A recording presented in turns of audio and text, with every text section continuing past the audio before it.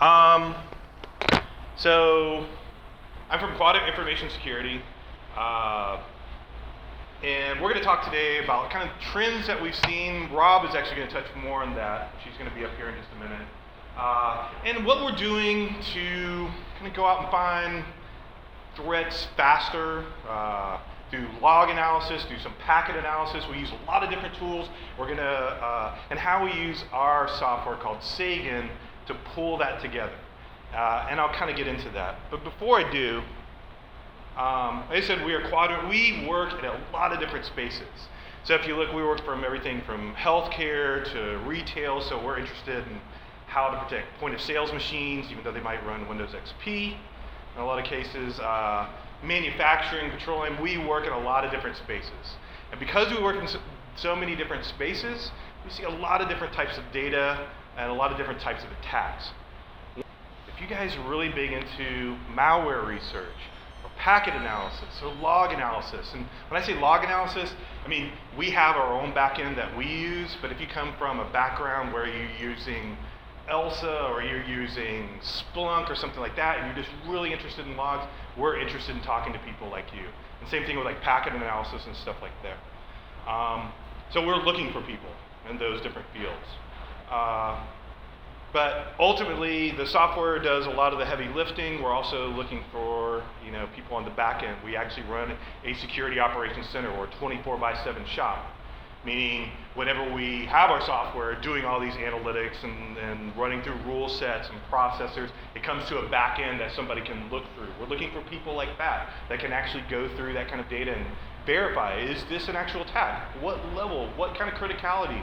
Should I be waking somebody up? How can we mitigate this? And getting back to your team, if you're a customer of ours, on how to mitigate this, what we should do. We're not just a alarm and walk away. There's a lot more that goes behind that.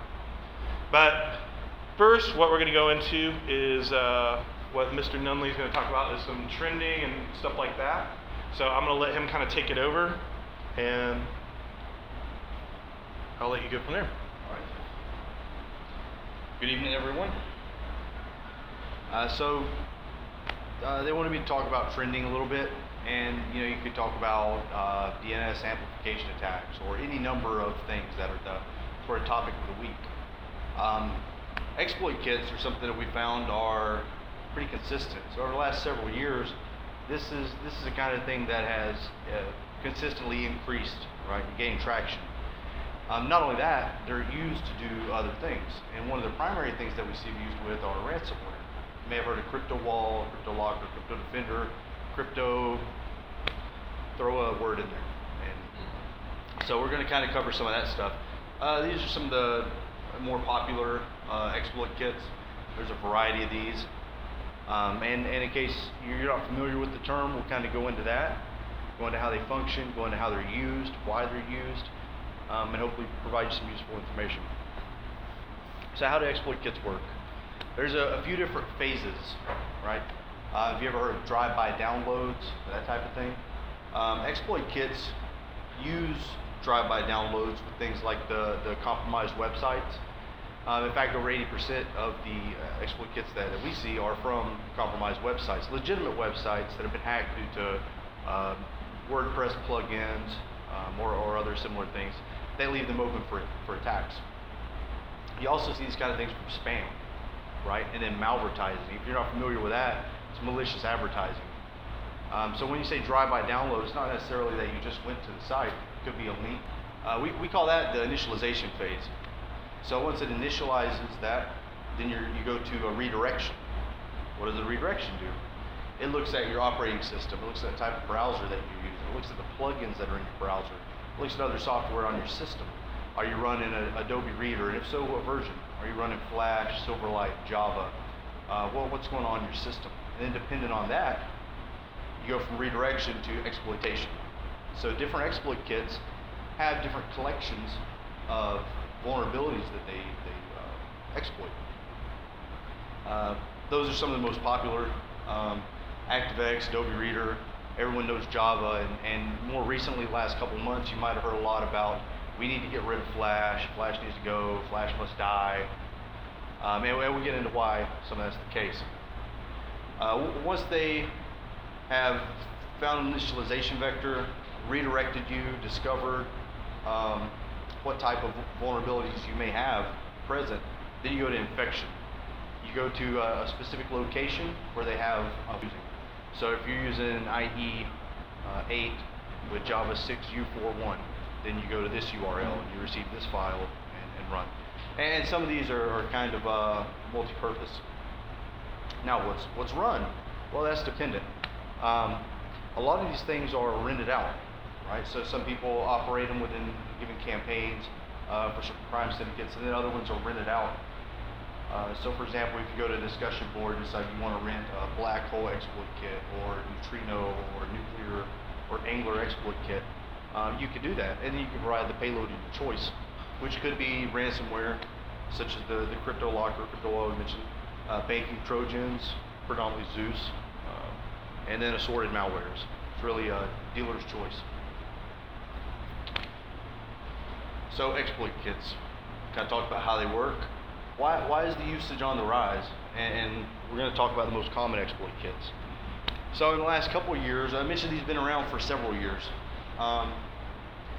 For a while, there was more of a trend towards nuclear exploit kit. Angler was just kind of in the seminal phases in mid to late 2014. As Angler's been around, it's gained popularity. So now you see that over 4/5 of the sort of market share, right, for exploit kits is owned by Angler. Well, why is that, right? Angler, they update it frequently, right? So new 0 days come out, they go into Angler. Angler changes the patterns of the URIs. So what works for detection one day might not work the next day. Researchers have to begin again, find the URL patterns, and so they get a couple days pass. You also have domain shadowing. If you're not familiar with that, that's where people attack domains so they can register subdomains. So if you own happyhealth.com, and I can compromise you and add in abc.happyhealth.com, abcz.happyhealth, and it hosts my malware there, I'll do it. Fast flux, IP addresses pretty quickly. Other things like the encoded payloads, the sandbox detection. That's not just sandboxes as in browser sandboxes, but also if you're familiar with Cuckoo, malware analysis sandbox, any kind of virtualization, virtual box, etc. Angler exploit tries to detect that. Another thing that I don't have up here though is it runs in memory, right? So sometimes it can evade any kind of systems that purely look at the file system by just running in memory. So it's gained a lot of popularity. So what are some of the common vulnerabilities that we see with it? Well, Sweet Orange was one of the more popular exploit kits. Had a variety of things, of course Java, Flash. But if you look at Angler, there's a large list there. Now some of these, and it's actually cut off at the bottom, there are several from 2015. Some of these are things that are much more recent than you might expect, right? So I don't know if you're familiar with Hacking Team. Hacking Team is a company that sold 0 days. They sold spyware, facilitated those types of campaigns. Hacking Team was hacked, right? Hacking Team had a number of 0 days that they were sitting on using within their products. Sorry, coming your way here, gentlemen. Hacking Team had a number of 0 days within their products. So as soon as this data dump hit the web, people started sending tweets and posts saying, hey, look, 0 days. If you look at the times here, July 5th is when it was reported that the data dump was online. July 7th is when people had already detected that it had been weaponized and used within exploit kits. So within about 24 hours is how long it took to get these 0 days, these flash 0 days online. So these are things that you can't necessarily be patched for, right? Updates won't help you at this point. There are a number of other vulnerabilities within these exploit kits that updates will protect you against, but this isn't one of them. Now if we look at the distribution, IE is targeted, Silverlight is targeted, but Flash makes up a bulk of Angler exploit kit, and it's included in many of the other exploit kits that we see. when we spoke about the sandbox detection or virtualization detection. So that's, as I said, one of the benefits of the Angler exploit kit. So what does that look like? If that's not Greek, or if you speak Greek, you have VBox mouse, VBox SF. This exploit kit, before it runs any of the malicious payloads, it wants to make sure it's in a quote, safe environment. So it looks for things that are often used for malware research, malware analysis. It does checks in the registry, it does checks in the file system. It looks for certain plugins and additions to see, is this okay for me to run it? Because it wants to avoid detection. The payloads for Angler exploit kit are also encoded. So that makes it difficult to see what type of payloads come across the system. So you can't just look for shellcode, right? And there's a big difference in that. Because with an encryption, you might have to break it or find the key. The encoding is much more simpler, and it has to be able to, as I said, run in memory. So here we have kind of highlighted crypt key for the center in the top line. It uses that function to decrypt as it runs the process in memory to do all the function checks. And when the payloads, on the left side we have the encoded payload. If you could see this on the right side, instead of the spades and various symbols, as this program cannot be run in DOS mode. So it's all encoded there to avoid detection. So those are some reasons why it's on the increase. Other reasons are because of the modular payload system, right? You can give it the Zeus Trojan, you can give it custom Trojans and malwares. You can give it ransomware, right? So this is one of the latest types of ransomware. It's called Crypto Fortress. As I said, there's pick some name and throw crypto in front of it, and it's probably out there, right? Crypto Fortress, the price to decrypt is 1 Bitcoin. A lot of the ransomware that we see, almost exclusively, now they use Bitcoins. What that means is that you have a fluctuating market. So this is Bitcoin as of yesterday. This is 1 Bitcoin, $226.32. As you can see, that's sort of variable. But as we were looking at this a couple months ago, it was closer to $300, and I think several months ago it was around $330 before it started dropping off.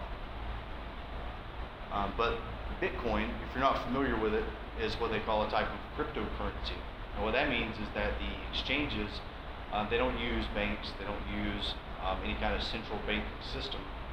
They use exchanges involving cryptographic keys, and what they call Bitcoin wallets, so that you track transactions for accounting, but there's no person attached to that.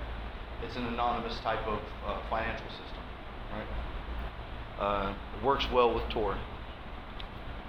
So to kind of put this in perspective, and the figures here specifically were borrowed from a Sophos article that they have. The investment required for a 1-month campaign, right, for Angler exploit kit, using a ransomware as a payload. The payload itself is going to run you about $3,000. Right? The infection vector, how you get that, is going to be about $500.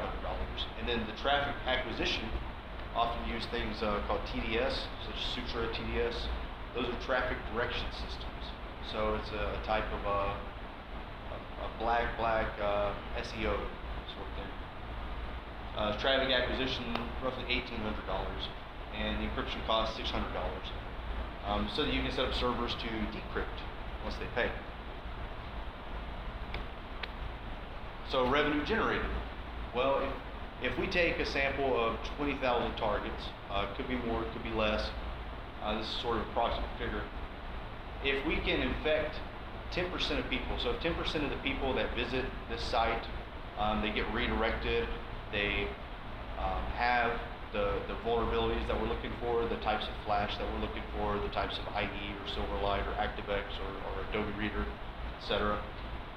If that's 10%, and then only 0.5% of those people actually pay out a ransom of approximately $300, given it's a variable Bitcoin, and our campaign being a month, then that's $90,000 revenue. More realistically, the targets would probably be higher. And as far as the infection,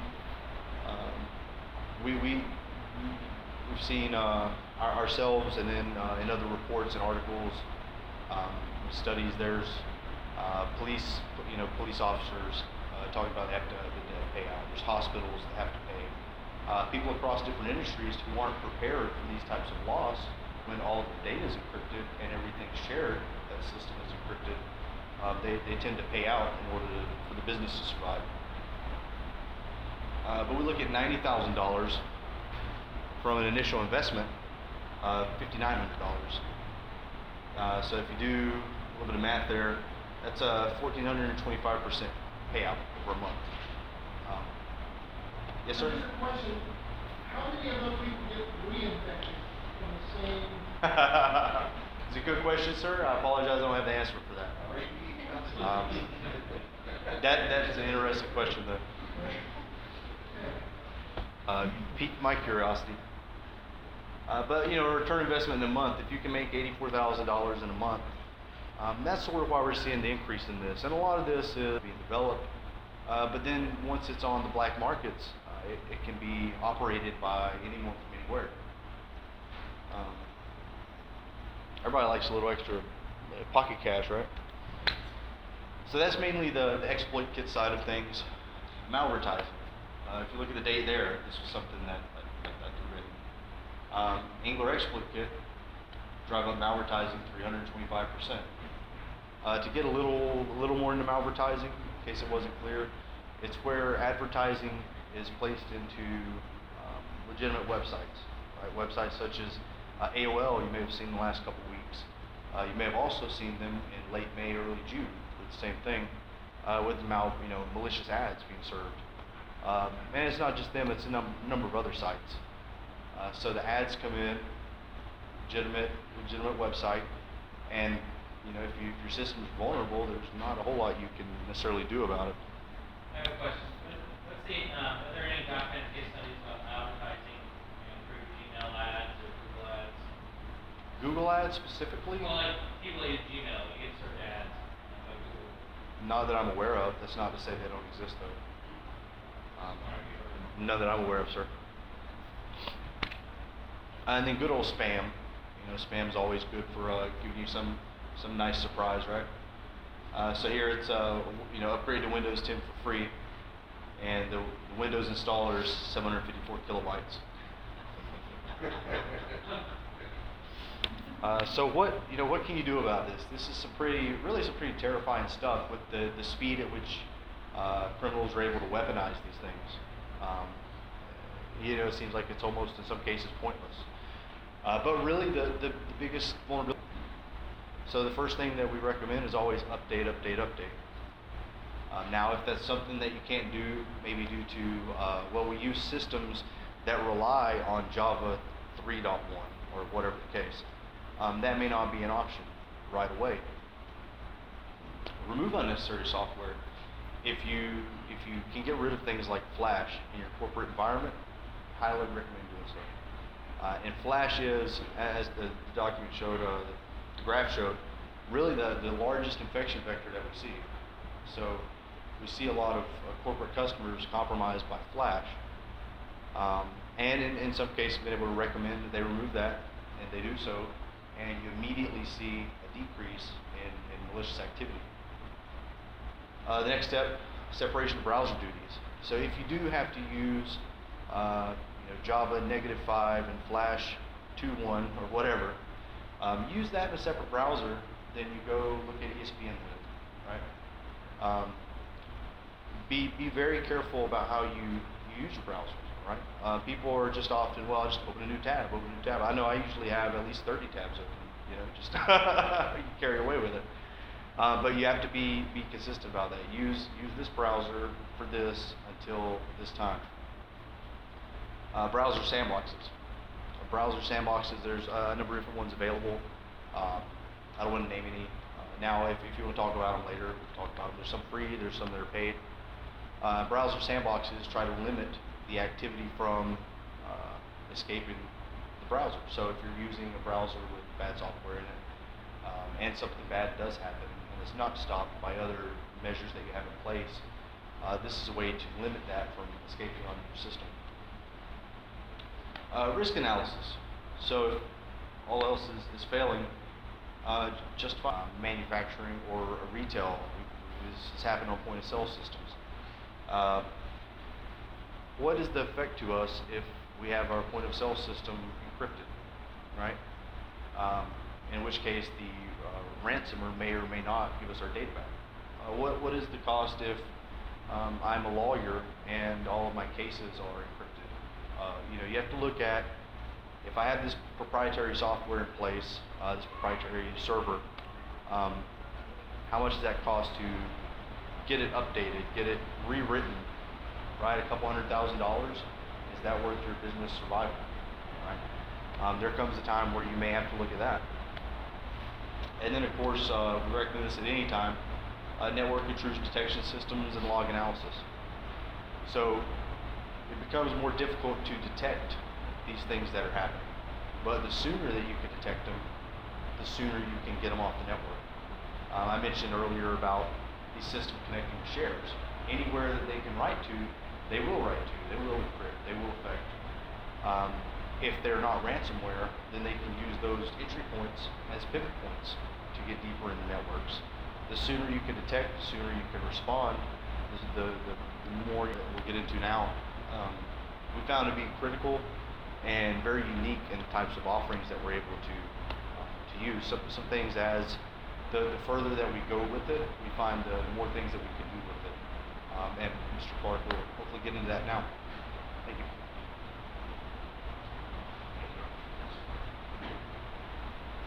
All right.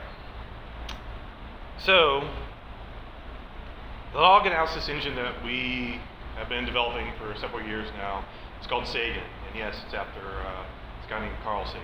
It's watching Carl Sagan, stuff like that. He looked at billions and billions of stars. You might as well make it billions and billions of logs.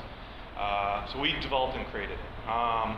We actually started it as a side project at our organization to help us run our SOC. So for instance, we were doing a lot of IDS and stuff like that, packet analysis, but we wanted to start to expand out and start to be able to analyze logs from other different types of devices. So for instance, different types of firewalls, different types of things like that. So it started out as kind of like an in-house solution, but as we started developing more and more, it became apparent to us that our customers could use this, and also it acts as a vehicle back to us. So from a log analysis standpoint and a packet analysis standpoint, and everything in your network, from your Windows servers to your FireEye appliance and whatnot, that kind of pull all that information together. And it does a lot of the things that you would kind of expect. So for instance, last year, this is of course a very high profile compromise. It was at Target. And what it ended up being the vector for attack was the attackers were primarily going after VPN access.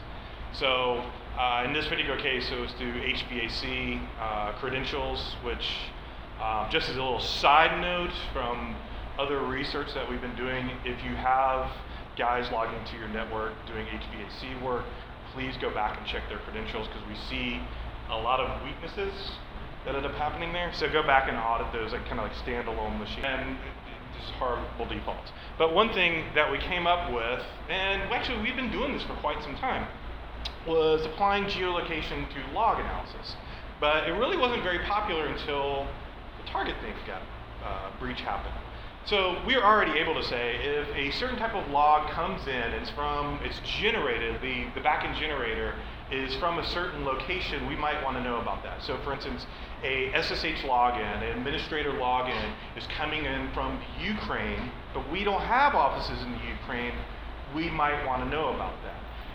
Immediately, when our customers started seeing that we were doing this kind of stuff, for instance, with Cisco AnyConnect, Sonic Walls, you name the VPN type of appliance or product that we were tying these GeoIP indicators back to it, they instantly loved it. It was actually very easy for us. But I would expect a lot of log analysis engines to do this.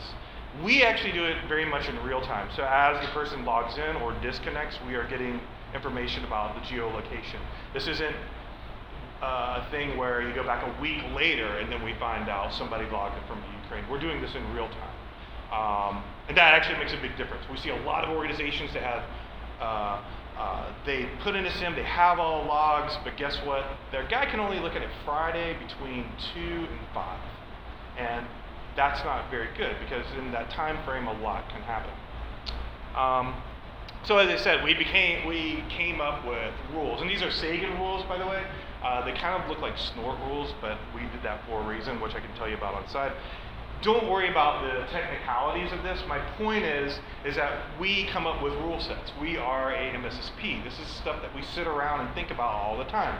As you heard from Robert, he sits around and thinks about exploit kits and packet analysis and log analysis and all kinds of stuff. So we actually sit down and write these types of rules. So whenever we go into an organization and we're setting up our log analysis engine and our SIM and getting that all set up, we take on that management full blown, from deployment to the hardware to the rule sets to everything. Because in many cases, actually the majority of cases, as I said, people counter it, then we might as well go back to the year 2000 where everybody had IDS, but nobody looked at it, so it didn't do any good.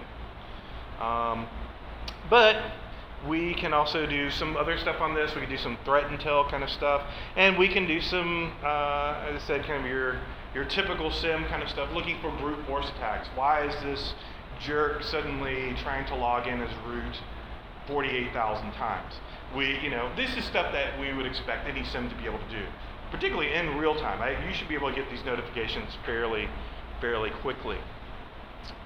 Sagan, out of the box, whenever we go to a deployment, has a ton of rules. Because we see a lot of different hardware. And this is all very small, I'm not meant to read it, but the idea is that if you have a Oracle database and you want to monitor that for authentication failures and it's on an AIX system, we have experience with that. If you have, you name it, we've gone through a lot of the big systems. The really cool thing about Sagan 2 and also being a managed service is that when you come to us and say, you know what, we have this particular application, our developers wrote it, they wrote it in a .NET framework, it writes out this debug file, it goes directly to the disk, can you write rules for it? We just say, sure, well, let's sit down with your team, let's look at these, like the information that's in there, and let's come up with a plan for what we can trigger on, so we can write custom rules. And because of the way that we did our rules, we can implement these very quickly. Whereas a lot of organizations or a lot of monitoring or MSSP type companies say, if it's not Cisco, we're not going to monitor it. Well, that's not our thing. But here is the problem, and this is where we kind of see Sagan is kind of a big player in this kind of market. So this is a guy named Paul Dixie, and basically the crux of the comment is that everybody has their IDS appliance, and they have the FireEye appliance, and they have their antivirus, and they have all the stuff. Now, as a operator, now you have, 5, 6 panes of window to go and monitor. And now, what are you going to do? Mentally go, oh, antivirus stopped this. Maybe we're being attacked here. I should check my SIM. Oh, my SIM doesn't have anything, but let me go look at my IDS. This is ridiculous. We have to be able to tie this information back together. And Paul Dixie, who is the founder of the Internet Software Consortium, and also took over buying the DNS package as well, his point was, you're getting all these intel from all these different appliances, but they don't really share information with each other.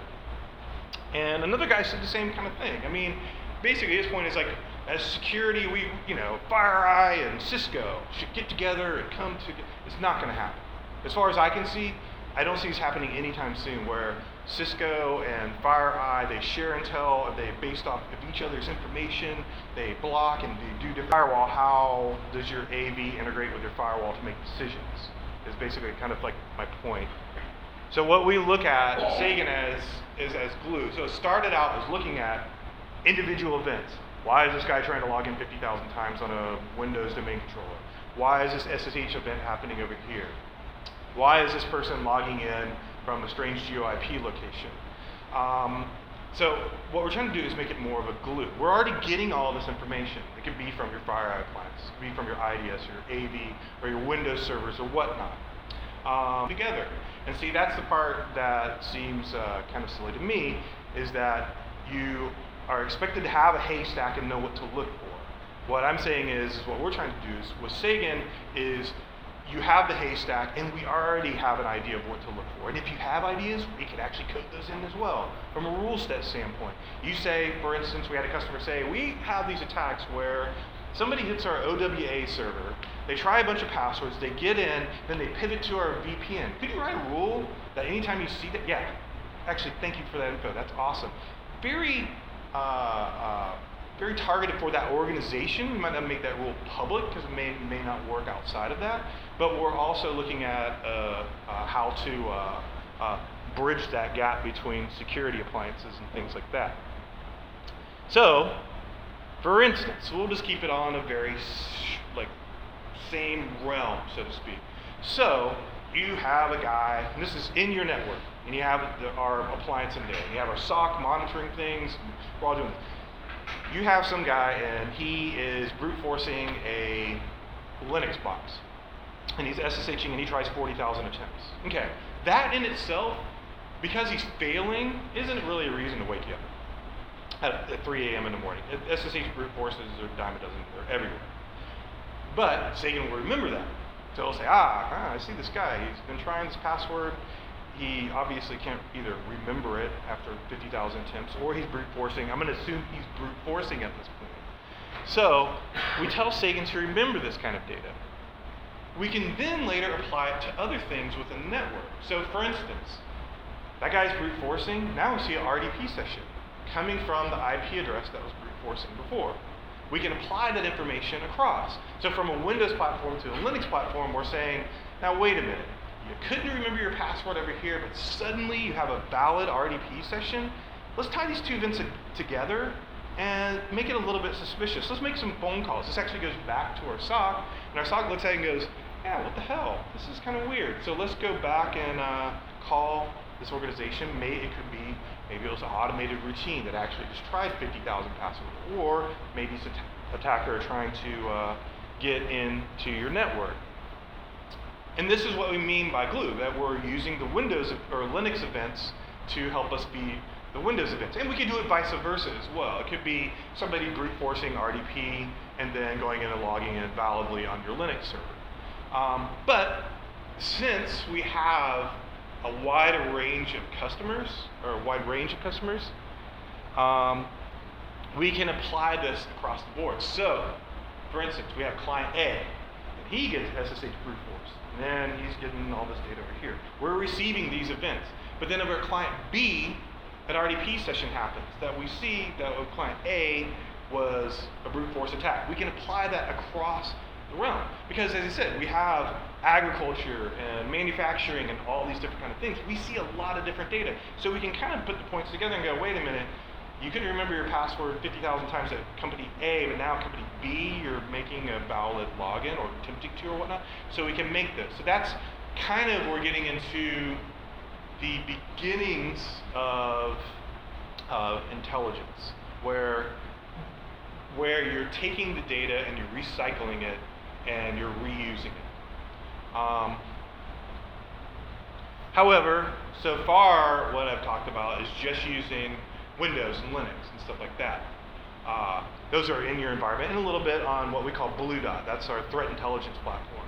And a little bit about how we get data from that. However, remember that original quote that we were talking about? Security products need to communicate with each other, and that's inherently a problem. You have one security product doing one thing, blocking an attack, another security product detecting an attack, but since they don't know what each other is doing, one raises alarms like, oh crap, this is a terrible thing, while the other one says, oh, this is okay. So, what we are doing in real time is to take different types of security products and blend them together. In this particular case, what I'm going to show is how we use SourceFire, well, now Cisco Snort, and an imperva device, and blend those two things together. So one is at a packet level, snort being at the, looking at the packets as they traverse the network through a spam port or whatever it might be, and then the imperva is sending Sagan logs. They actually are both sending logs to Sagan, so that Sagan can go, oh, you're doing this, you're doing this, you're doing this, good. So what we end up doing is the imperva says, hey, you know what? I just saw somebody and he attacked me. He did this thing that was called an SQL injection attack. And I saw it, but I saw it and I blocked it. Okay, good. We can blend these two things together. And we can do it with other things, not just SQL injections, but just for an example. And then it's full or not. But Sagan actually already does because he's received logs from both. So you can say, oh, you saw an SQL injection attack, you just blocked an SQL injection attack, let me pull this data in, look at it and go, wait, both source, destination, everything. Okay, you know what, these null each other out. Now we might log this data for later use, but again, from our security operations side, that means that they don't have to look at this event necessarily, or if they want to, the data's still there, or we could use it for analytics later. The point is, the attack wasn't successful. That's what we ultimately care about, is whenever we're looking at all this data. Did they succeed? If somebody sends me, so for instance, if somebody is sending me a heartbleed request, it's not that they're sending me the heartbleed request. What I should care about is my server patch? Is it vulnerable to this? Is it, oh, it's not? Then I'm going to see these heartbleed requests for the next 10 years. Get used to it.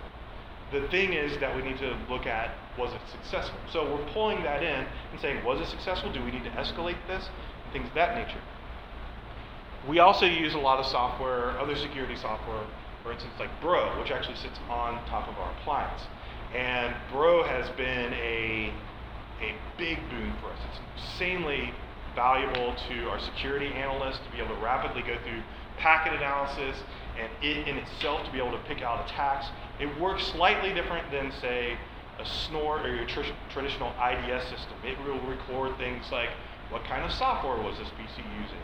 He was using Internet Explorer 8 with these Flash plugins, so that we can go back, as Mr. Nunley was pointing out, and say, why was this guy compromised by CryptoLocker? Actually, I can rewind the tape and go, oh, because he has Internet, IE8, and he's running this crappy version of Flash, which is vulnerable, which led to this. This is the kind of things that Bro gives us. Bro gives us a lot of data. It is, by the way, an open source framework or piece of software, and if you aren't using it, definitely check it out. It's worth it. But one thing that really early on that we noticed with Bro, it would tell you about these weird events that would happen in the network. So one of the first rules that I remember, actually Rob and Adam and some other guys were working with Bro, and they noticed that Bro would say, you know what, that PC over there, he gets invalid SSL connections from time to time, okay? But with Sagan, we can pull that in and go, how often is that? Is it within a 30-second period? Are we seeing 10 invalid SSL connections within a 30-second period, 10-second period, 100, So we would actually feed in Bro stuff, which Bro basically just says, hey, I just got this really bad, not really bad, just a bad SSL connection. But then with Sagan, we can actually go through, you know what, notify us when in a 30-second period you see, in this particular case, 10 invalid SSL connections. So it doesn't really sound like a lot. However, whenever we start doing it at like kind of a proof of concept level, we put it in a client, and actually one of our other indicators, Snort wasn't giving us an indicator, Bro was kind of giving us an indicator, but we're using Sagan to kind of pull it all back together to say, hey, wait a minute, this guy's doing a lot of really suspicious stuff, and to pull it back together. Out of their security products, their AV and whatnot had not caught it, so we actually ended up calling the client, and this is actually an awesome day for us. This is like fun stuff that we do. That they call a client and go, hey, can you check this machine real quick? And he's like, holy crap, it's totally compromised. Wow, good day. That was a fun proof of concept. We should do that more often. And as malware moves on to, like in the IDS space right now, I think personally that you're going to see more malware move to more crypto communications, like where you can't just monitor port 80 and seeing clear text, like the GET request from Angular export kit and all that kind of stuff, post or whatever it might be, it's going to go over to crypto to circumvent things like an IDS. So we're going to have to get more into things like log analysis and detecting those things that way.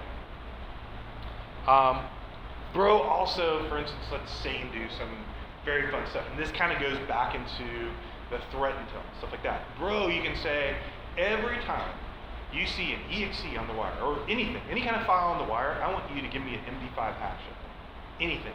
HTML page, a PNG file, a jar file for Java, anything it is. We can actually trim that down and say, bro, give us these certain file types, because these seem to be the most related to different types of exploit kits or different types of payloads used in malware. So that whenever Sagan gets this, so it's on the wire, it's coming across, and basically all bro says, an exe file, here's the MD5. What Sagan can do is then take this, and he'll get the MD5, he'll get the MD5 of the actual executable. We can actually take that MD5 then and go to our back end and say, have we ever seen at any of the organizations that we work at anything related to this MD5, that's this hash? So that we can say, is this related to malware? Is this normal software? Because keep in mind, we actually create a kind of a blacklist and a whitelist so that for future lookups we go, we've already seen that. It ended up being fine. We can actually look it up. And we can say, is it malware or not? And that's on the wire, on the fly. So as the exe traverses the wire, it's taking that, handing it over to Sagan. We're doing a lookup, which I'll get into a little bit more in a minute. And we can also do that with Windows programs. If you're a Windows guy and familiar with SysInternals, there's great, powerful things with SysInternals. One of them is Sysmon. It is a program that every time something is launched, you can get a MD5 checksum of what is launched. Meaning that if somebody starts a process, be it Notepad or whatever it might be, you can says, hey, I just created this process. The process was this exe or whatever it might be. Here's the MD5 of that process, which we can take in Sagan, get that, and you can look it up and say, okay, that seems like a valid Notepad or whatever it might be. We can also do things, for instance, if a process comes up and he says, you know what, I'm starting this process. The process is called svchost.exe, which is where a lot of malware likes to hide it. We can actually say, oh really, you're svc host. I actually don't have your MD5, so you might not be malware. What's your parent? What's your parent process? Who started you? Oh, it's command.exe. Really? Because that should never ever happen. And we can say, well, you're probably lying to me. You're trying to hide in the several hundred processes that you have running, and you're calling yourself svchost.exe when your parent process is actually not services.exe. We can put analytics, basically my point is we can put analytics together where we can identify things when they look fairly suspicious. Now, what happens if we've never seen the sample? So from from Bro, we say there's a thing going across the wire, and we've never seen this before. It says, here's your MD5 sample. We get it, and we send it up to our back end. Our back end says, never seen this, I have no idea. Could be malware, could be something completely legit. What we can do is turn around and run it in Sandbox, because what also Bro lets us do, along with Sagan, is Sagan does the back end lookup, and then you can turn around and say, I've never seen that sample before. The exe that was just going by on the wire? I want to pull that off and submit it up to our Sandbox, or our back end. Once you put malware in a Sandbox environment, it becomes really apparent that it's malware. It's really hard outside of that Sandbox, from a packet level, from even kind of a log level, whatnot, to determine it. But once you put it inside a Sandbox, the traits become very apparent, because, as Mr. Nunley kind of pointed out earlier, malware doesn't like to be analyzed. So it'll do things like, am I running in VirtualBox? So a lot of researchers, what they like to do is run malware in VirtualBox. So what do malware writers do. They say, am I running in VirtualBox? And they come up with these tricks. They look for certain registry keys and stuff like that. There are not many processes. There are some valid reasons why you would do this, but there are not very many. If I'm installing WinZip does not care if I'm running in a VM or not. However, malware usually does, because as it says, it's trying to evade. One of the key things that it'll do is whenever it comes up and says, I think I'm in a VM, I'm in a cuckoo environment or something like that, stop running.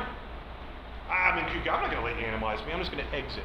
I'm not even going to let you look at me. I'm just going to act as normal and just not, you guys can just go on along your way. So, inside a virtual environment, you can pick these things out where it says, I'm going after these particular registries, or I'm looking at BIOS creation dates and stuff like that. You can turn around and use that against the malware. So what we do is we'll run the malware, and we try to make these environments as real as possible. Obviously, we don't use VirtualBox because it's one of the most popular ones, but we use other virtualization software so that when the malware runs, it thinks it's on a real PC, but then we kind of take it a step further. Is it bad? Is it good? And continues on.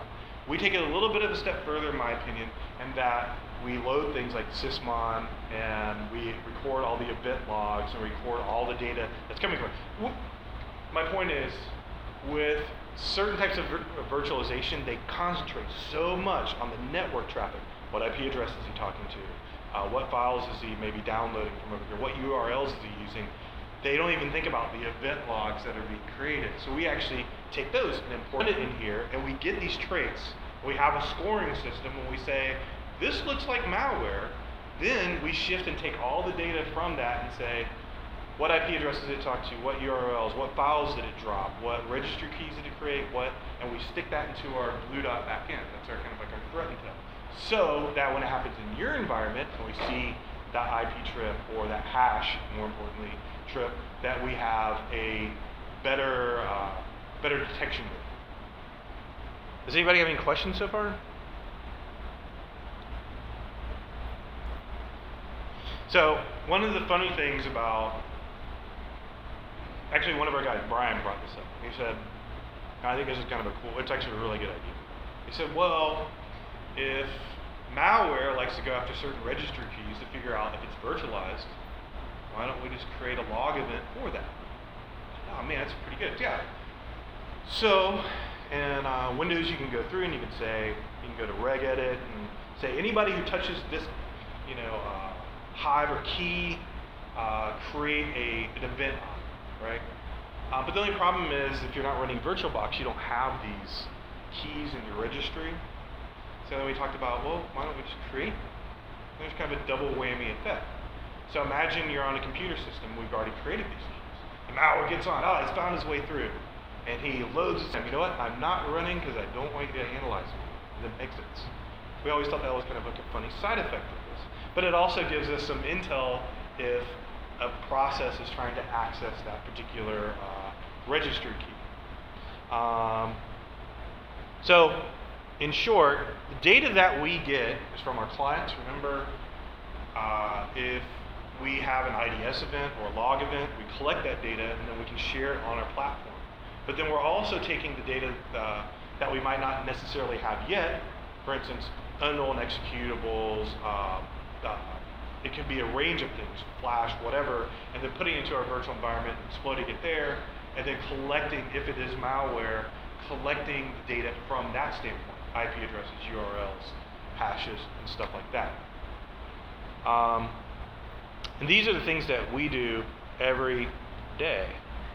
And we also have context into the type of data that we get. We use other threat intel feeds. So for instance, if you go and you buy, say, a Norris intel feed, it might be a fine threat feed, but if you don't have context on why that got in there in the first place, it makes it very difficult. We were using WebSense reputation backend for a long time. And that was one of the problems that we found, is that the context wasn't there. So it's a host exploit kits. Okay, host exploit. What kind of exploit kits? What are they trying to accomplish? What is going on here? With our own threat intel and using Sagan to pull all that in, we can actually go back through. Our handlers are SOC. When it happens at customer D they can go back in time and say, oh, I see why there was a Angular exploit kit that did this and had this kind of payload, and tie that back, and then give that information to the end client. Basically say, no, you know why we know this is a bad IP? This is the reason why. It's not just an IP address and a hash and whatnot.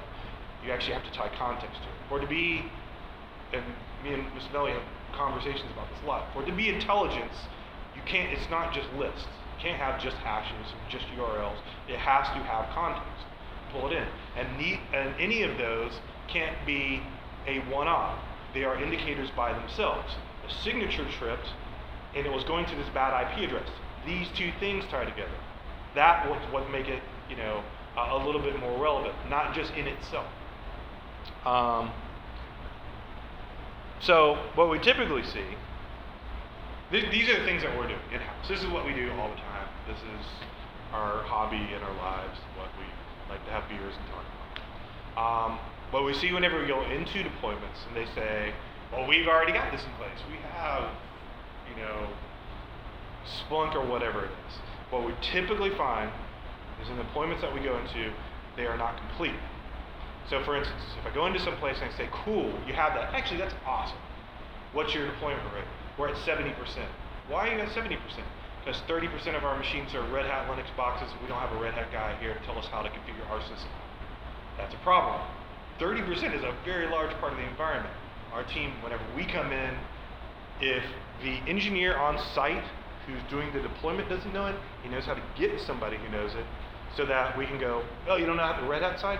Look, let us get in touch with your Red Hat team or whoever it might be that is old legacy stuff. It has logs on it. You know what? We can come up with a means to FTP in that and pull it off. It might not be real time, but we'll get the logs on. So that's one of the big things. And the other thing too is we are 24/7. We're a 24/7 shop. So meaning if an event happens at 3 a.m. and a SOC handler calls you, he is the person, him and his team are the people on duty who saw the event happen. You don't have to go through a ticketing system and wait 3 hours, because from our standpoint, whenever we look at attacks and whatnot, time is essential. If I give an attacker and I look at an event, I go, yeah, you know what, that's they're logging in from the Ukraine, yeah, we'll call you in 6 hours or we'll discuss this in the morning. That gives time for the attacker. So we don't have necessarily a call tree that you have. We have a call tree that we use to call you, but to call back into us, you're usually getting in touch with the people or the researchers, the handlers who are involved directly in the particular instance. And we're constantly creating new signatures. So he's talking about this is like stuff that, there's going to be other detection methods, there's other signatures that we need to come up with, and it's a constantly evolving kind of thing. And whenever you put a SIM in place, it needs TLC, meaning you have to tune it. You have to apply new signatures. When those signatures go awry, knowing how to threshold them, or should you disable them, or figuring out the value. That's where a lot of what we do. And like I said, with any kind of intel, you have to have context to it. If you have a list of hashes from random site, it's great, but it doesn't really necessarily tell you the context, like when the attack took place, how it took place, whatnot. We are trying to get to a lot of that. And then, of course, you have to manage your own hardware. Whenever we do deployments, we are a all-encompassing service for this type of stuff. So whenever we go into an environment, we scope it, we say it's going to need these type of servers, this type of equipment for a 53-week storage rotation period. This is what we need when we work with the team on doing that. And that's pretty much what we do. That's pretty much it for our presentation. But if you guys have any questions, please. Yes? I didn't get this. When you virtualize your environment to simulate it, do you actually take the customer's image, or do you have your own image? No, we don't actually take any image. It's the file that's traversing the wire. Right. So if we see you are going to a specific URL and you are downloading off the internet, just for instance, and it's a random exe, and as it comes across the wire, we extract that. So it's just that. We don't care about your PC back in. Then what happens at that point is from our Sagan side, what it'll do is say, hey, I just got this MD5 we use MD5 mostly because it's it's inherently what people use. What like to use Java is one other matter. But anyways, we take this MD5 and then we go back up to our instance and we say, have we ever analyzed this before? So, and then it'll come back and say, yes, I have. We don't need to do anything. And if it says, yes, I have, and it's terrible, then we can create an alert of that. Or it says, you know what? Not only have we not analyzed that, I'd be interested in seeing a copy. And then it takes that actual exe and uploads it to our VM. We spin up a Windows 7 VM, and then we execute that in there. And through virtualization and whatnot, we can then see what indicators happen. We basically have a scoring system. So we basically say, IS, 3. And then we say, if you meet a certain score, we can say, you're probably malware. And then inject that back into either a malware side or into our already analyzed side. That's probably deeper than you wanted to keep. No, it's like there's a diving meter story. Right. No, exactly. Any other questions? Yeah, go ahead. I very recently worked for a local community bank. Yes. And part of my process was to have input from financial services, information sharing, and analysis. Yes. So what pieces of information do you look at on a routine basis that will have you look at the threat landscape to adjust things that you have coming from outside information sources? So whenever we get things from, I'm assuming like FDIC or FBI or something like that, we actually take a lot of that. What's that? Oh, okay. We can actually take that information, but we can actually try apply attribution to where that information came from. So it's not blindly represented. It's from this document, from the FBI. This is why it's bad. We haven't seen it yet, but this is the data that we do have on it, so that we can apply it to that. What I don't like to see is whenever they'll say, these 5 IP addresses are bad places on the internet. Okay, 5, I'll put them on my list. Boop. That's just 5. That's 5 random IP addresses in a list of 1 million, or 2, or 9 million, or whatever. To be able to tie it back, for instance, to the FBI document and say, no, this is the reason why. That's how we do it. So, and the same thing with whenever we detect something. It goes back even down to the handler and the date, why it happened, and the conversations that happened with the customer. Why did we come to this conclusion? Because what we find a lot of time is if you use just that kind of basically reputation data, not really even threat intel, that they say, the customer will even say, hey man, you just warned me that my PC is talking to a place that's bad on the internet. Why is that? And we go, it had bad stuff on it. And they say, that's great. What kind of bad stuff? Yeah, we don't know. That's not a good answer. So we have to, come up with that.